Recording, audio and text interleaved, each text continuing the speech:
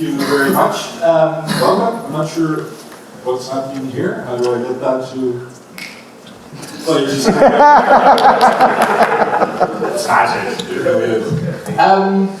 Welcome. My name is Leeuwen, CEO and co-founder of Cloud. And today I want to talk about building products. I want to talk about scale, and I want to do so sort of via the lens of my studies, via the lens of philosophy, namely via the lens of Zen and the Art of Motorcycle Making. Love that book. Read it a while back, and actually read it a couple of months back again. For those who are unfamiliar, the book is about a protagonist who is going to go on a road trip with his son, Chris. The road trip obviously takes place on a motorcycle, and is sort of meant to act as, father-son quality time. Why the protagonist actually thought that, the son just looking at the back of the father's helmet was quality time is kind of beyond me, but, here we are. In the meantime, while not talking to his son on a motorcycle, what he was doing was thinking about stuff. He had the time to actually go back to his studies. What he also studied was philosophy. And what he started thinking about there was, in essence, how you can view the world.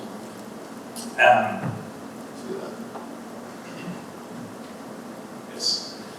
How you can view the world. And you can view the world, according to him, in two distinct ways. You can view the world in the classical way, and you can view the world in the romantic way. The classical way derives from the ancient Greeks. What the ancient Greeks did to understand the world, or an attempt to understand the world, was to look at the world from the perspective of its particulates. The world is compounded of a lot of very small parts that have a relationship to each other, and from there you can understand the greater whole. Later, during the Romantic era, we sort of said, well, you can do that. You can look at the Lego bricks and try to understand the castle, but you can also just look at the castle and see it as it is, right? You can look at the meaning of whatever you're watching. When I put it in terms of motorcycles, you can try to understand a motorcycle by how much torque you need for the rear axle, what the function is of the peg, how tight a motorcycle chain should be. But you can also view a motorcycle as that thing that can get you from A to B, and can do so in a very special way. Motorcycle riders will know exactly what I mean. That is the romantic way of looking at the world versus the classic way. Now, what sort of dawned on me was that this is an awesome way to also look at software, right? Because within software, you have this way of looking at the internal workings of it. You have your code, you have your queries, you have webhooks, you have requests, and all of those things can be understood as particulates, as parts of the bigger whole.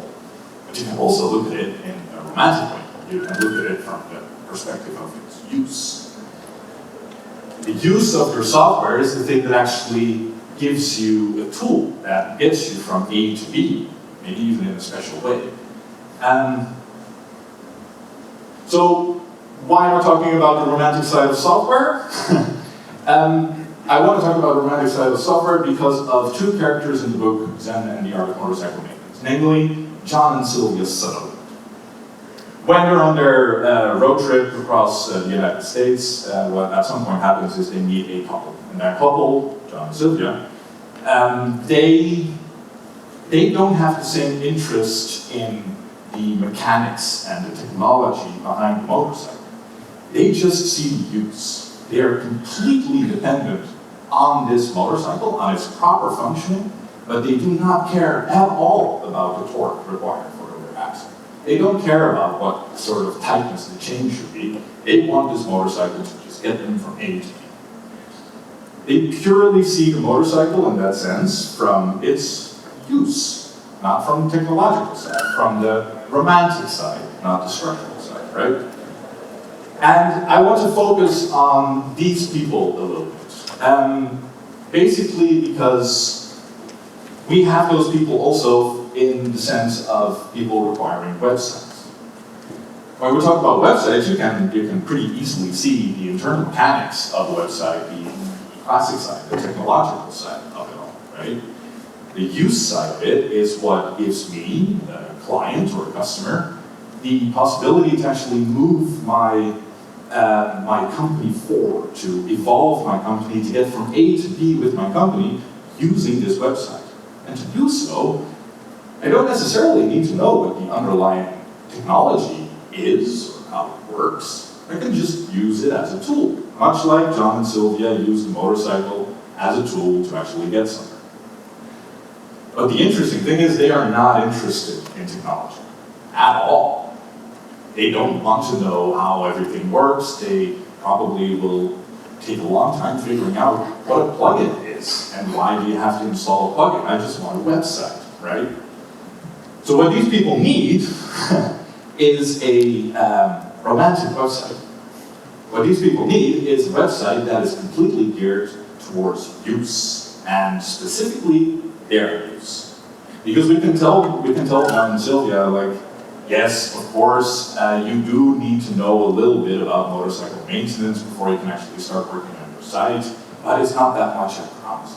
That's never going to work. It's John and Sylvia. They want use. They want to do that and nothing else, right? So what that means is that they need a romantic website in the sense that it's geared towards their use, very specific. Besides that, it also needs to be cheap, because John and Sylvia are not going to go to an agency, shell out $2,500 for a website that does what they need now, because they just want to do that, right? And they don't want to do that for work. So what are we going to do about that?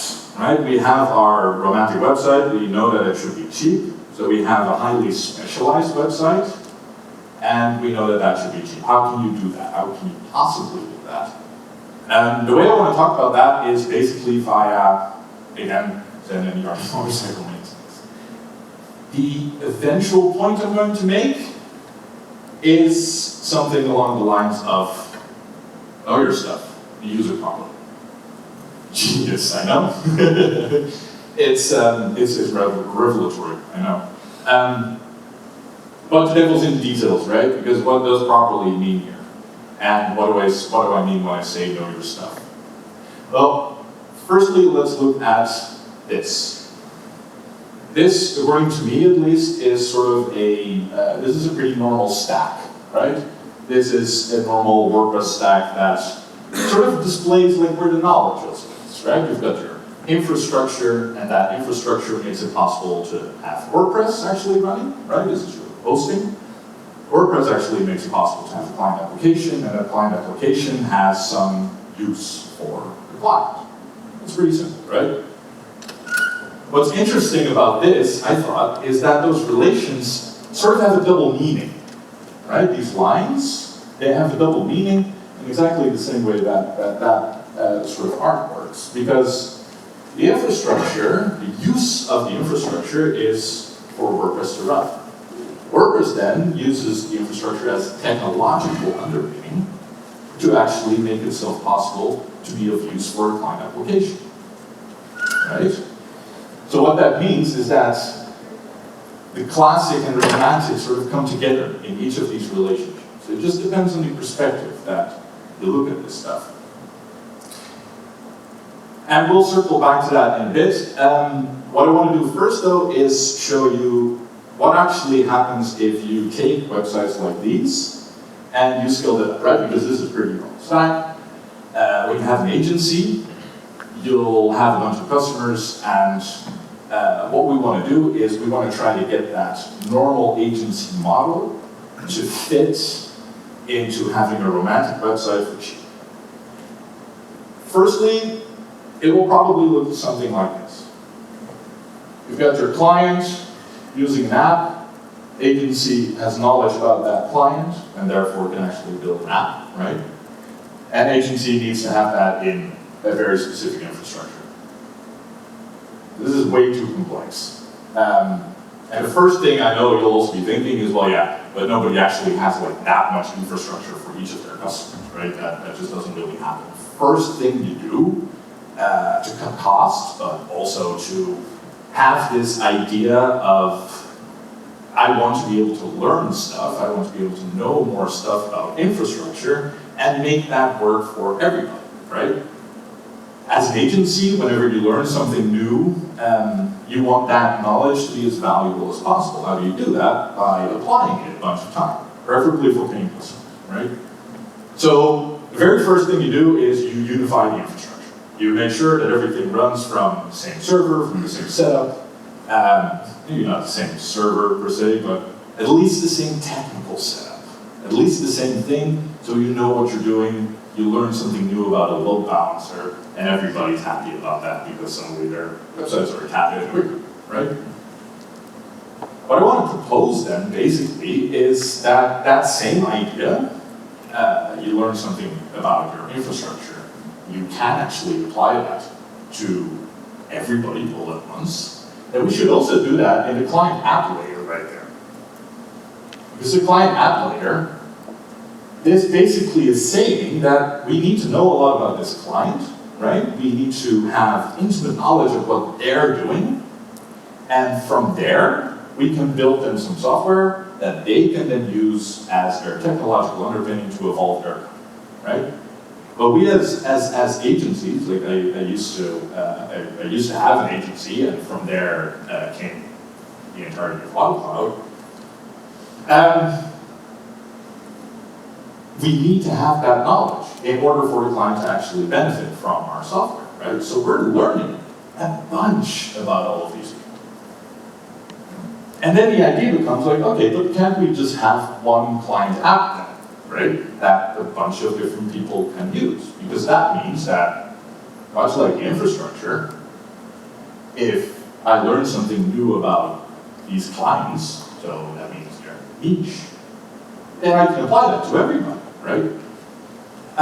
That means that I'll be able to provide more value to all of these people all at once. So mainly it's this. Now this is already a lot simpler than before, right? With the nice onion sort of shape. This is already much nicer because now as an agency, what are we doing?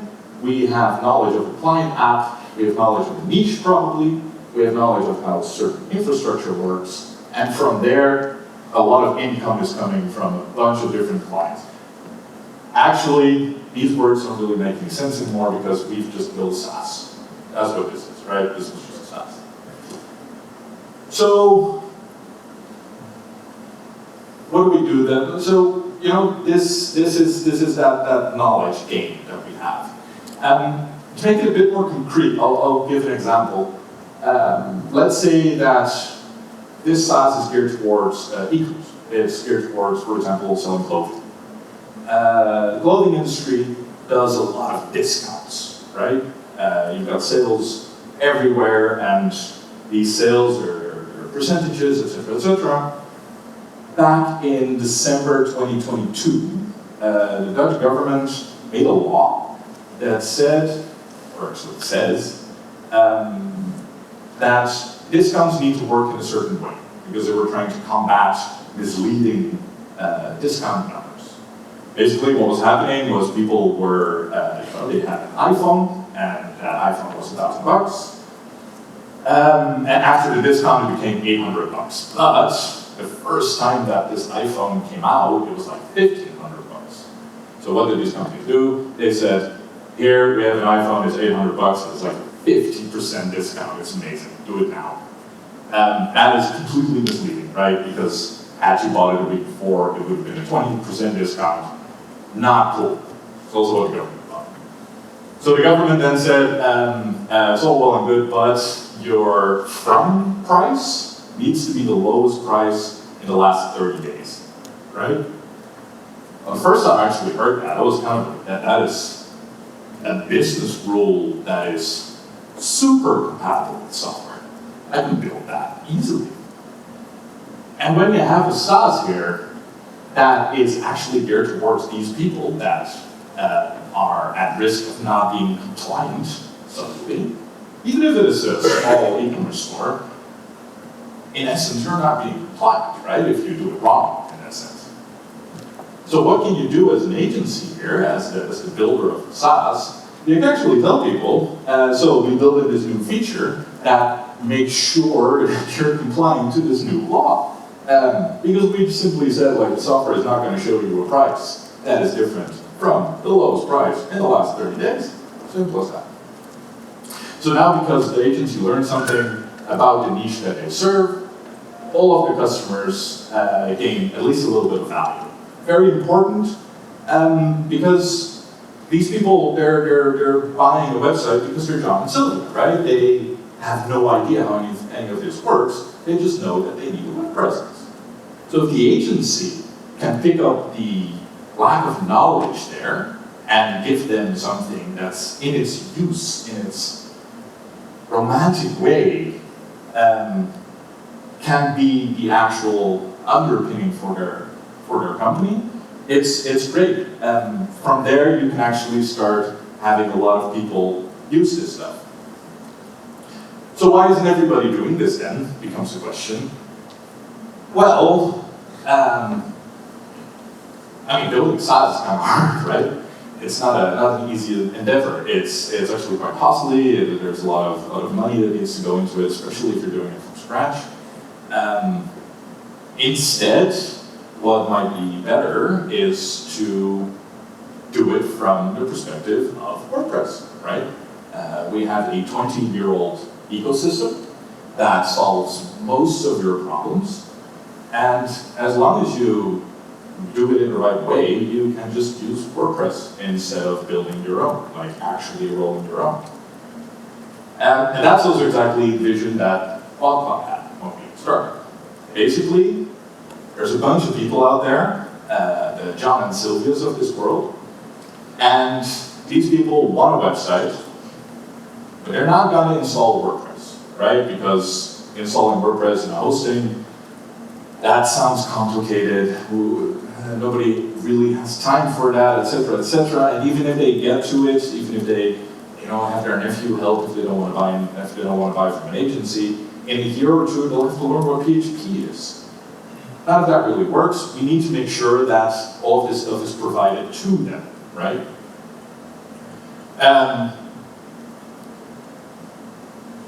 And doing that based on WordPress allows you to use the collective knowledge that's in our ecosystem and build something that works for everyone, right? Building your own page builder is a little bit of a hassle, I can tell you, but just using something that's out there from a specialized company, that's amazing. And if you can give that to somebody with your own sort of sauce that makes it even better for your niche, then that's amazing. The problem, though, is with WordPress at least, how are you going to build the infrastructure, right? Because doing this based on just a bunch of random servers, that might fail. Doing it based on multi-site, that's a little bit hard as well. The problem there becomes basically, if you have 2,500 customers, you are mighty successful, but now you have to know a lot about databases in order to not have this whole thing come crashing down. If anything fails, your 2,500 customers suddenly don't have anything anymore, right? That sort of support sucks. So what do you want to do? You want to have something that's scalable. You want to have something that's also scalable in terms of development. And you want to have something that's a little bit cheap. So Wildcloud, in that sense, has exactly that in vision. When we started, we want to make sure that people can actually use this 20-year-old ecosystem to build SaaSes, to build WASs, websites as a service, for people who currently have nowhere to go except for very expensive agencies in order to get their website. All in all, I would say that the main point of it is that our romantic vision of giving all of these people websites, because all of you actually know what these niches do and what these niches need, that can be your technological underpinning to actually give these people those websites that they need. And so that I still have 10 minutes left, but actually I would love to answer questions, and maybe discuss even a little bit, if that is at all possible. So I'm going to just say thank you very much. Does anybody have a question?